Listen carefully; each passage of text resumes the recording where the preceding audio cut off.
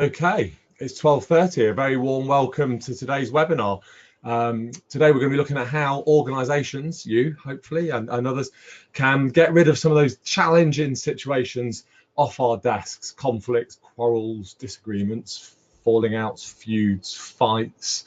Obviously, it goes by many different names, and of course, we're talking about how we can help to remove the challenge and the stress and the cost and all of the difficulty related to conflict, so that you can start 2019 with a clear desk, no grievances, no complaints, happy, engaged, harmonious teams and workforces, so that we can all get on and prepare ourselves for what looks like it's going to be quite a challenging and turbulent year ahead. And of course, the conflicts and the grievances and complaints that I know so many of you deal with, and speaking to so many people in HR and management roles, is such a distraction and is so time consuming. It's clearly something that would be great to get off the desks, remove that distraction and that time consuming element, and allow us to get on with the important job of running successful, high performing and productive businesses and organizations through, as I said, some turbulent times ahead. So my name's David Liddle. I'm the Chief Exec and the founder of the TCM Group, and we're a leading, if not the leading, provider of dispute resolution and mediation services here in the UK. And I know some of you on today's webinar will have worked with us in the past. So the webinar is going to last about half an hour. Obviously, I'm very happy to take any questions you might have during the course of the webinar. So there is a panel on your screens. If you wish to ask me a question, just pop it into the questions pane. I'll see it there, and I'm very happy to answer questions as we go along through the session today. Also, at the very end, at the moment I'm recording the webinar. At the very end, what I always do is I turn the recording button off. And for those of you who'd like to have a conversation with me, we can run a little Q&A, a little conflict clinic. So if you've got any questions about how to deal with a particular issue or any challenge that you're working with at the moment, whether it's in a team or between two parties, or it's a bullying case, whatever it is, I'm very happy to stay on after the webinar, off the record, and have a private conversation with you about how we can help. So as I said, it'll be recorded, it'll be uploaded onto both YouTube and also Vimeo, and you will also receive the link to a website that I've created specifically for today's webinar, which also contains various documents and checklists and so on and so forth. There's also a free copy of the TCM Model Resolution Policy. For those of you who've heard me talk before, that we are developing that in organisations as an alternative to the grievance procedure. Grievance, oh goodness me, that doesn't help us to clear our desks of conflict. That word grievance, the process, that grievance, bullying, harassment procedure, GBH. So more and more organisations are turning to the language of resolution. So there's a free copy of the template document for you to use as well. So it's coming up to Christmas, it's lunchtime. I hope you find today useful, but please do sit back, enjoy, and I hope that this contains some information that is valuable to you. Like I said, any questions, please don't hesitate to ask. So a little bit about myself. So if you cut me in half, which I wouldn't ask you to do, you'll see that I am a mediator. I've always been a mediator, and I absolutely love mediating. It's a fantastic job, and it's a real privilege to be working with so many people to help them unstick their problems and their challenges through dialogue. And I believe passionately that the most effective way to resolve a dispute or a conflict, however serious, however challenging, however difficult, whether it's a discrimination case, bullying, harassment, a broken team, a dysfunctional group, the best way, the only true way to resolve it is through dialogue. So I set TCM up in 2001, having run a charity promoting mediation and conflict resolution in Leicester in the East Midlands. And for the last 18 years, nearly 19 years now, we've been working with organisations across the UK to embed a culture of mediation. That's training mediators, mediation services, and so on and so forth. And we won an award earlier this year for our work. We were recognised as the top mediation company in the UK, which was very good as part of the National Mediation Awards.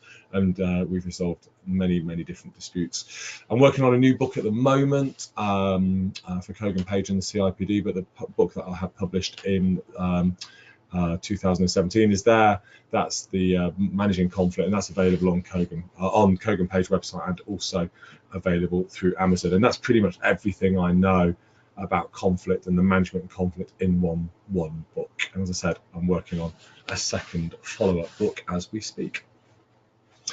So clear your desk of conflict. This is the 11th time we've run this campaign. So this is really about TCM sending out a message about how to make life easier, less stressful, less costly.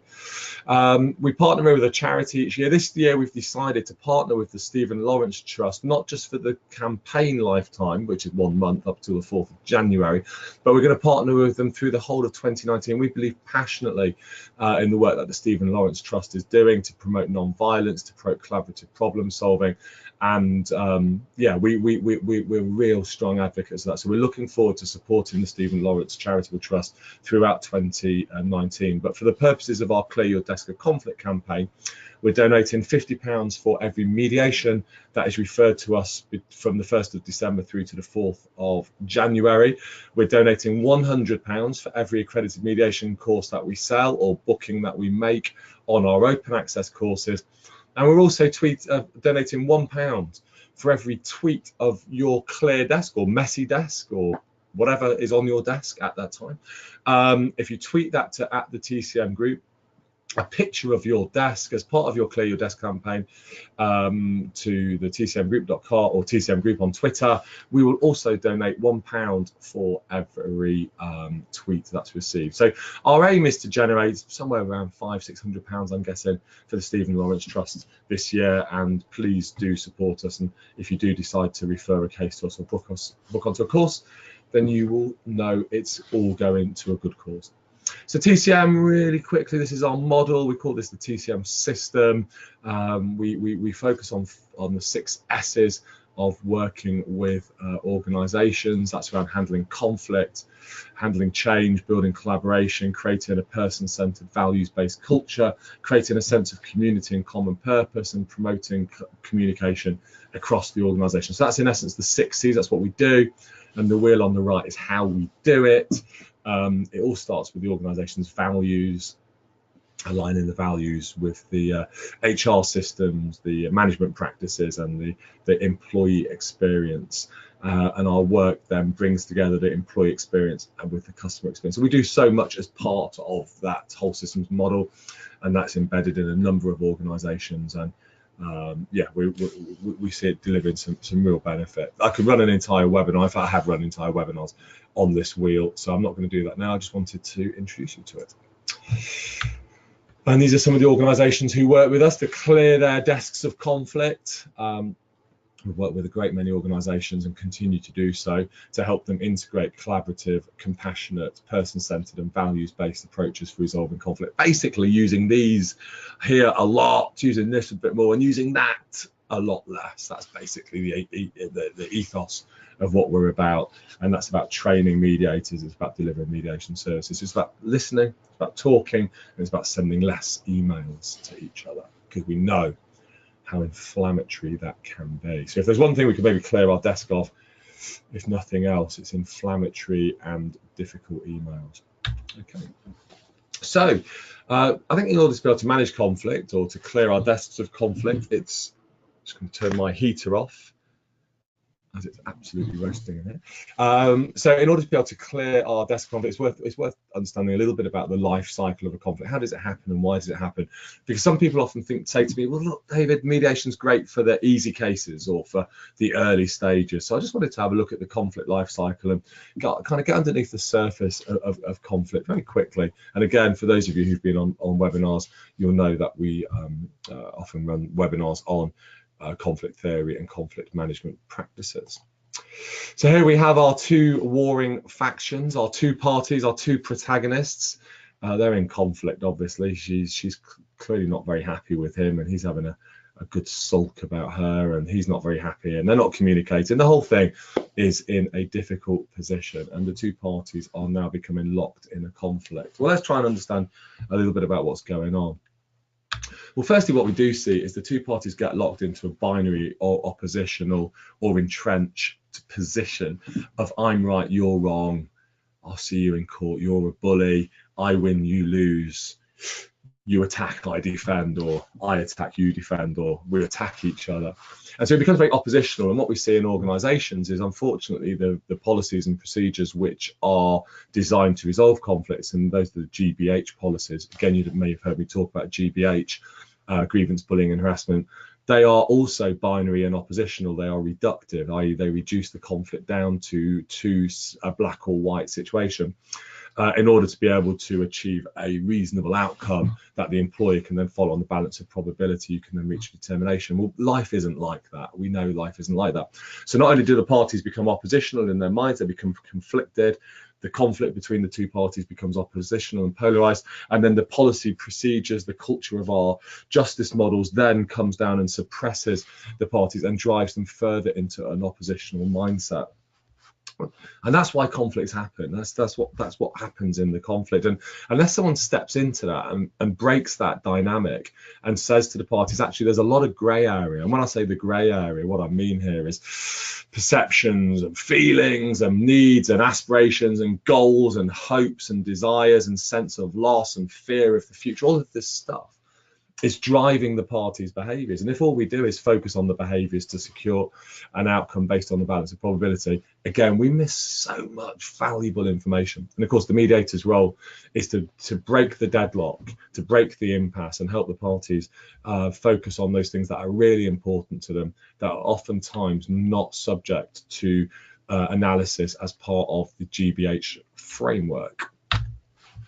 So let's just look at the life cycle of a conflict for a moment. I'm going to walk you through the life cycle of a mediation shortly, but I think it's worth bearing in mind that conflicts follow a broadly predictable. It might not feel predictable when you're involved in a conflict in the office, or you're feeling that you're being micromanaged by your boss, or there's some kind of a bullying activity going on in your organization. It might not feel predictable, but actually conflict is entirely predictable. Conflict is just a bunch of chemicals in my head. That's all it is. And those chemicals define how I manage the conflict. And those chemicals, adrenaline and cortisol in particular, they drive that fight or flight reaction. And so through that fight or flight reaction, we can see the conflict following a series of predictable steps. So all conflicts start with the antecedents, the beginning. The journey has to start somewhere. Generally, it's a change of some form. A new manager, a new working practice, a revision to terms and conditions. There's so many different factors that can be the antecedent. So to clear your desk of conflict, the important thing to do is when you're making a change in your organization, or managing change, or driving some form of transformation, spend some time thinking about how it's going to affect your people. How will it play out? Could it generate conflict? If it does generate conflict, as it is likely, how will we manage that conflict? What will we do to create a space where people can resolve their issues? So there's a lot to do at the stage one to clear our desk of conflict, in essence, to prevent it from even occurring or escalating. Of course, if we don't do that, the parties enter the zonk. Now, this is not a technical term. It is a term I have made up, the zonk, the zone of negative conflict. So if we remember back to our picture of the two people in a conflict and that black or white oppositional binary perspective, that is the zonk. The parties become that. They feel that fight or flight response that's beginning to build up. And unless they have the courage, or the organization actively encourages them to sit down and resolve their issues through dialogue, and of course that does happen, and we celebrate that when it does. If it doesn't happen, then the parties move into the sort of early stage of the conflict, stage two here now. So they take a stand. I'm right, as I've said, you're wrong. How could you do this to me? I'm the victim, you're the persecutor or the offender. So we start to label each other, we start to make judgments, we form perceptions, we form assumptions, our unconscious biases are being triggered, and the parties become further apart or deadlocked together. And of course, the big finger of blame comes out. It's your fault. You're the one who's at fault, or the organisation's at blame. It's not me. Nothing to do with me. It's you're the fault. So we very quickly move into an identification of fault and blame, and that generates again that defensive response in the other, and then the other's defensive response. Well, we know attack is the best form of defense, so that blame game often comes through as quite serious oppositional behavior, and again through attack and defense. And at this point, it's having serious impact on the individuals. Their psychological and physiological health can be diminished by here. They're starting to feel the stresses. They're not sleeping very well. They're feeling anxious. I was speaking to a lady who told me she actually physically is sick when she comes into work in the morning. Wow, it has a big impact. And now the communication breaks down. So the actions speak louder than words. We form cliques, we form alliances, we stop communicating with each other. Very heart of the conflict, at the time where we should be communicating, we stop communicating. And this is an important message, because at this stage, in the mid-conflict stage, people can become so entrenched and so emotive and so emotional and so challenged that they often would reject coming into a room and having a dialogue. But actually, this is the absolute time they should be coming together. So we need to train our managers and our leaders and HR professionals to help bring the parties together. Of course, then we get into this attack and counter-attack, and then into the late stage where the conflict either explodes or, of course, it can implode. And then we start to see the impact of this, the grievance, the sickness, the more punitive sanctions. And of course, someone has to pick up the pieces. So we might do a restructure, or send an emergency transformation team in, or turnaround team, or get a new manager in, or whatever. And so at this point, it's costing an enormous amount of money. And in many cases, not always, but in a large volume of cases, we see the case going through to litigation or tribunal. And of course, it's at that stage that organisations tend to wake up and smell the conflict. Well, in terms of clearing your desk of conflict, it's important to look at each of these different stages and create the space and the opportunity for the parties to come into a room and having a discussion. And I just want to say one thing. Every conflict that you've ever dealt with in your organisation ever could have been resolved at some stage in the conflict life cycle through dialogue. I've been in this mediation business now for 20 plus years. There is not a single conflict anywhere in any workplace up and down the country right now that could not be resolved if the two parties had the ability, the courage and the willingness and the drive and the desire, and it was culturally supported and engaged by the HR profession and the leadership of the organisation, that those two parties could not resolve their conflict through dialogue. So we choose whether or not it's a good conflict. So all of that horrible stuff that we know happens, that grievance, complaints, sickness, absence, attrition, absence, bullying, so on and so forth. These are choices that we are making. And they are choices oftentimes that are encouraged by organisations through their organisation's policy frameworks. We encourage the bad choices, we encourage the bad behaviour. So if we think about how we act as organisations, we can drive the right behaviours in people. So we love a bit of butter. I think of bad conflict as bitter butter, but it's also lard. It's going to clog up our arteries. It's destructive, it's unhealthy, it's unhappy, it closes mind, it's a threat. So there's dysfunctional conflict. And if we treat every conflict as being dysfunctional, it will become dysfunctional. But conflict can also be functional, it can be constructive, it can be healthy, it can be an opportunity for insight, for understanding, for learning, for growth. And if we treat the conflict as an opportunity rather than as a threat, and we introduce mediation and facilitation and dialogue and coaching and mentoring, they become the vernacular of the conflict resolution system in the organisation, rather than grievance, bullying, harassment, discrimination, blame, dismissal, all of that horrible stuff. If we introduce a different vernacular, a different language, and it generates a different mindset. If we introduce a different mindset, we generate different behaviours. What I'm basically saying is the organisation gets the behaviours it deserves. If we create the space for dysfunctional conflict, people will behave dysfunctionally.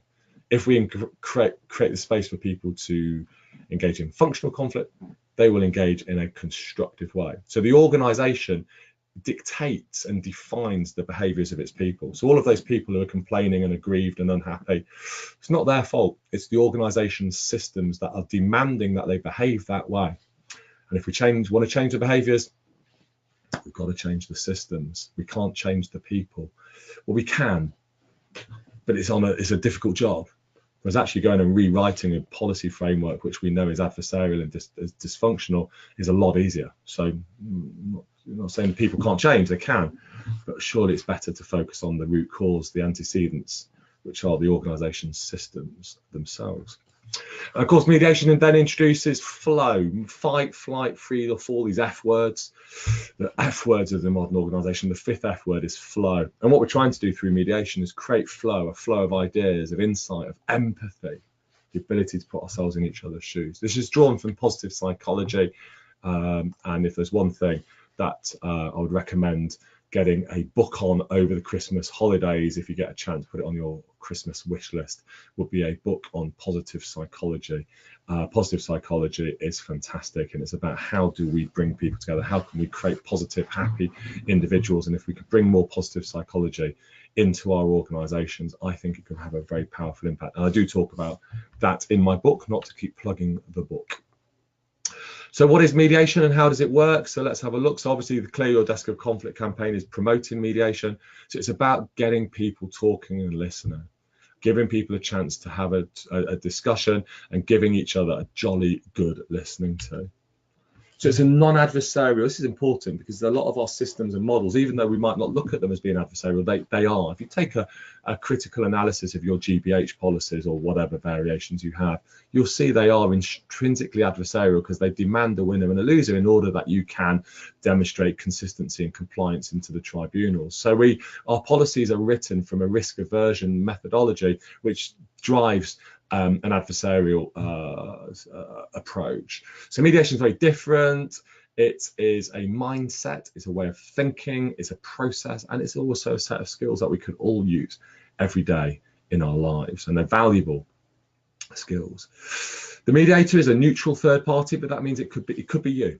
You know, it could be you, it could be me, it could be anyone. It's about helping their parties to have a conversation and open and honest dialogue with each other to help them find a mutually acceptable outcome. And just in case you're wondering about that most difficult case on your desk, thinking, well, that probably wouldn't work there, it would. It absolutely, I guarantee it would work. Mutually acceptable outcome, there's always going to be a need to rebuild trust, to create a respectful environment, and to enhance communication.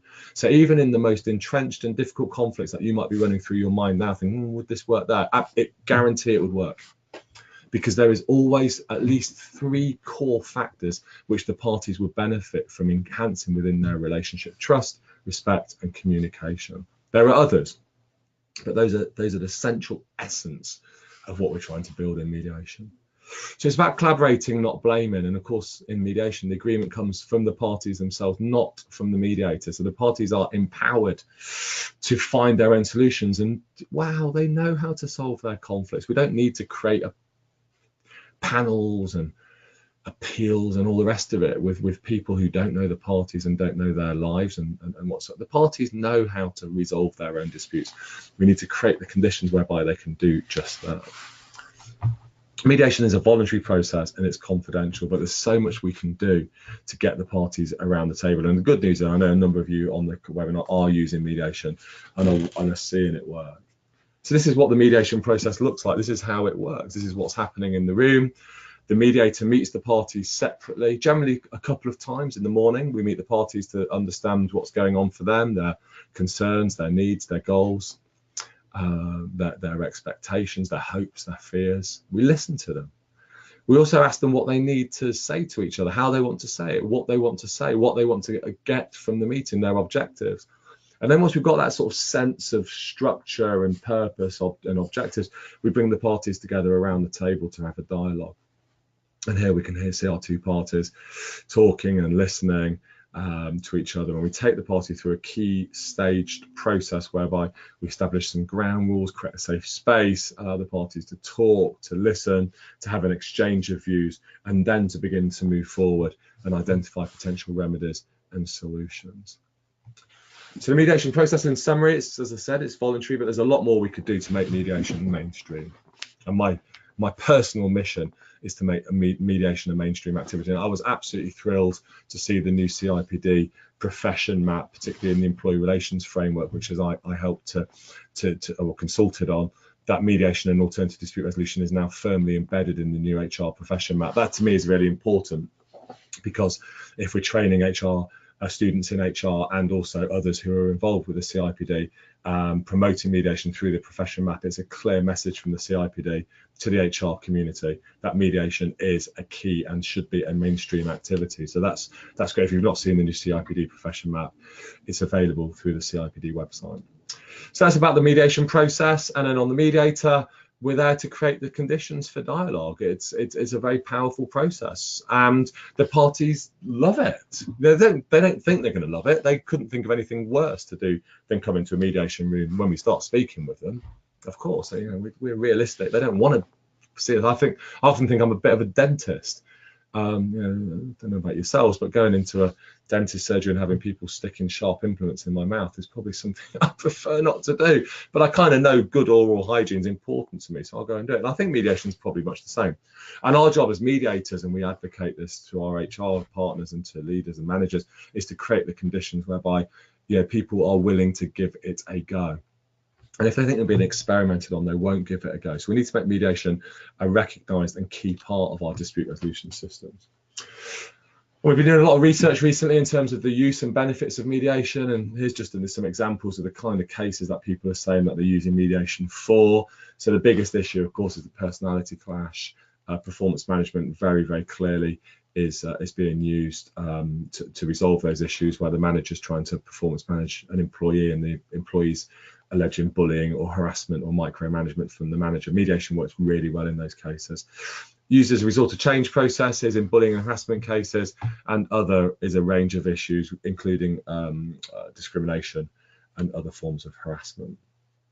So it's gaining traction, and it's successful in over 90% of cases. That's both our experience as an external provider to companies, but also internally within organisations. And again, drawing on the research that we've been doing, these are just some of the comments that we've received through our research recently about mediation. These are all from organisations who've been using mediation. They're very powerful.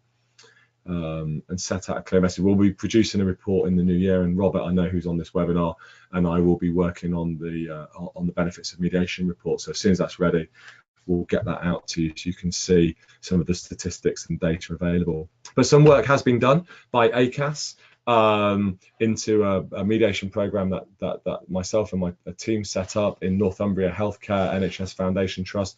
This is as close as the two academics, Richard Saldry and Paul Latreille, identified this was as near as we could get to a fully integrated conflict management system. So it was independently researched. That research paper is available through the website that I'll send you. I think it's also available as a handout on this webinar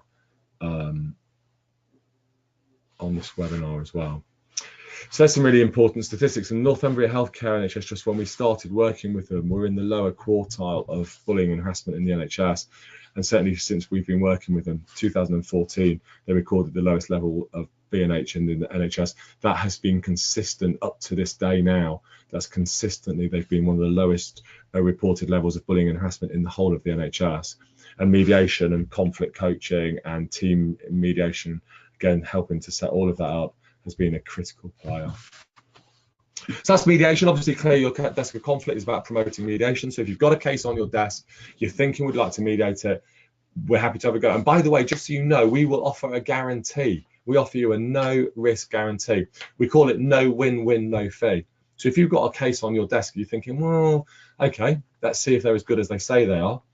Pass it to us. If we can't resolve it, we will not charge you for that case. Literally, it's as simple as that. If we can't fix it, we can't resolve it, we will not charge you for that case. No win-win, no fee. So there's nothing to lose, but there's everything to gain.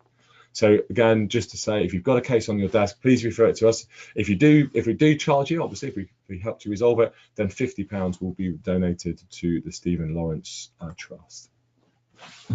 So the other part of the Clear Your Desk of conflict is the training. So I just wanted to say a few words about this. So we offer the flagship accredited workplace mediation training in the UK.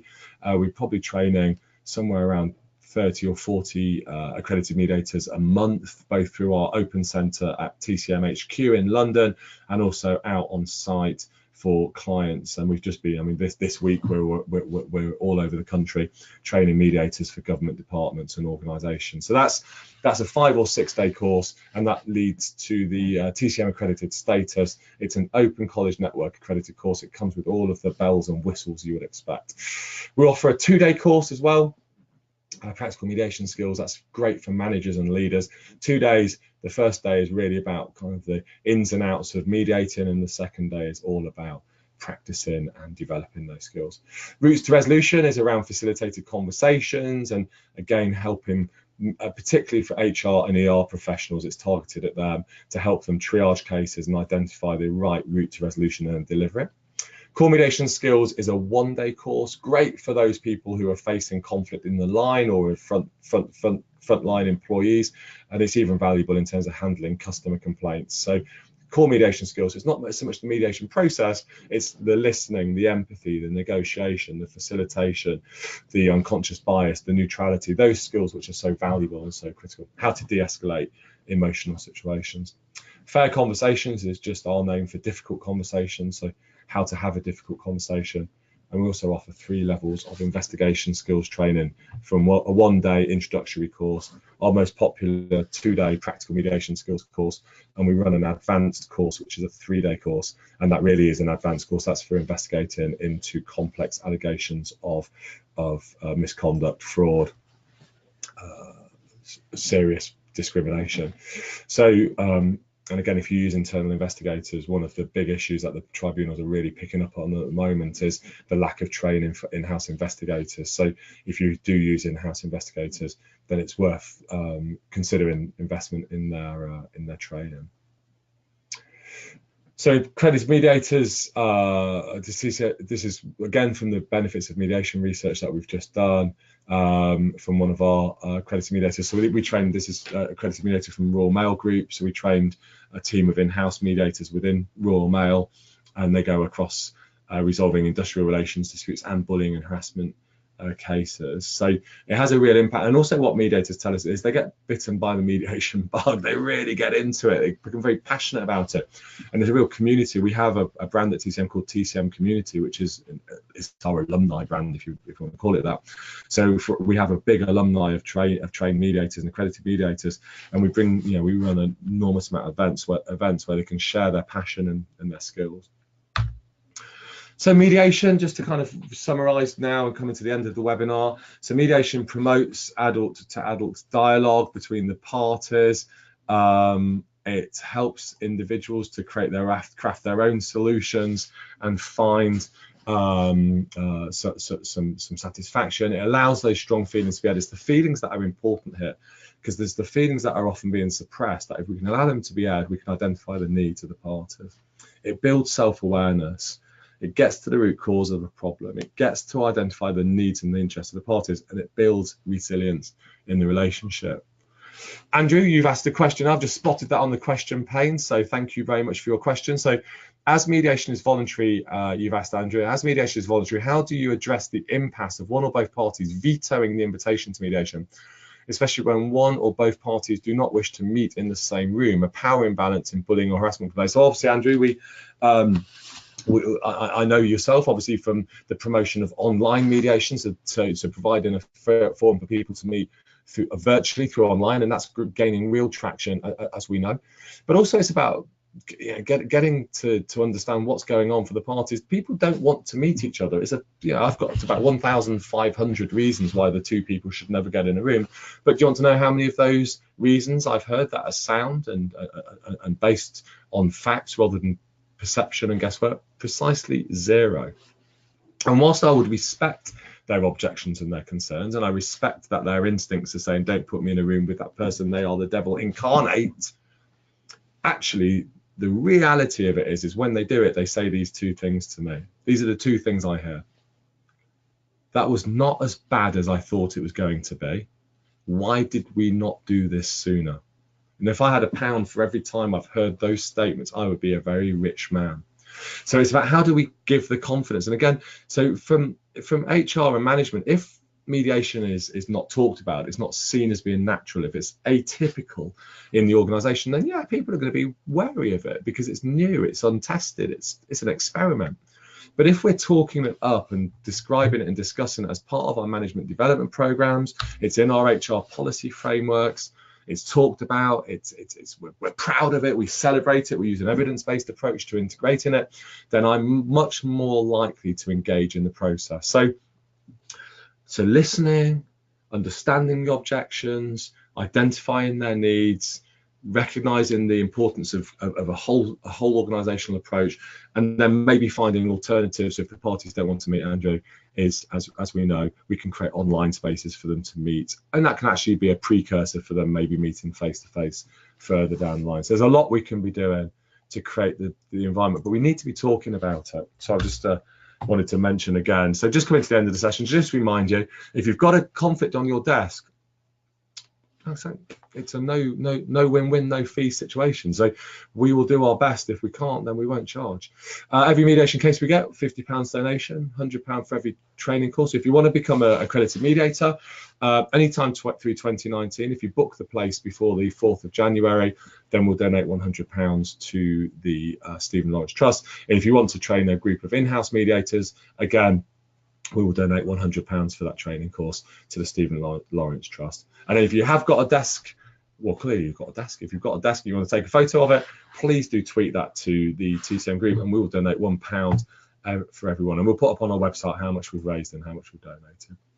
So we're there to support you. If you need us, there's a little list of the things that we do. And those of you, I know a number of you have worked with us before, so you'll know how good we are and what impact we have. So yeah, let me know if we can support. We'd love to do so. But it's coming to that time of the year. I think I'd like to wish you a very Merry Christmas and a very, very Happy New Year from all of us at TCM. We've run so many of these webinars this year. So if you've been on a number of them, I hope that you found them useful. If this is your first one, I hope you found it useful. But irrespective of that, I hope that you have a very peaceful Christmas and a very, very Happy New Year for 2019. And I hope that we can sort of work together and get to know each other in the future. So this is it in conclusion. So, yeah, I've already stated my case. I genuinely believe mediation or dialogue, mediation is just the facilitation of dialogue, is the only truly effective way of resolving a dispute. Adopt it across the organisation, not just sort of putting the odd person into mediation, as I've already said. Talking it up and making it an organisational priority. And that there's never been a greater time to clear your desk of conflict. Going into 2019, as I said at the start, it's going to be a tumultuous year. Who knows what direction this country is going in as we approach the 29th of March 2019. But one thing is for certain, it's very interesting times we live in, and we all need to be on our toes and on our best game. And spending an inordinate amount of time going through that 20,000 word grievance from those aggrieved people in that depot or that ward or that clinic or that wherever, it's not a good use of your time. Let us deal with that so you can get on with running your business. So there's me. I spend a lot of time on LinkedIn, probably far too much, to be honest with you. Robert, who's our sales and marketing assistant, he's on this webinar today. He spends a lot more time on Twitter and getting messages out, so we get lots of tweets out. Facebook, we have a Facebook page as well. So if you want to engage with me through LinkedIn, I do post a lot of content on there, and I try and write regularly on LinkedIn. But like I say, at the TCM Group and in Twitter, and also you can find us on Facebook at the TCM Group, and our hashtag there, Managing Conflict. Again, I post everything up using that hashtag. So I'm going to end the webinar there. If you've got a question that you want to ask me just quickly, feel free to do so. Otherwise, I'm going to press the stop the recording button. I'm going to say thank you all very much for attending. But if you did want to, so I'm going to press stop recording now. So thanks for attending this webinar.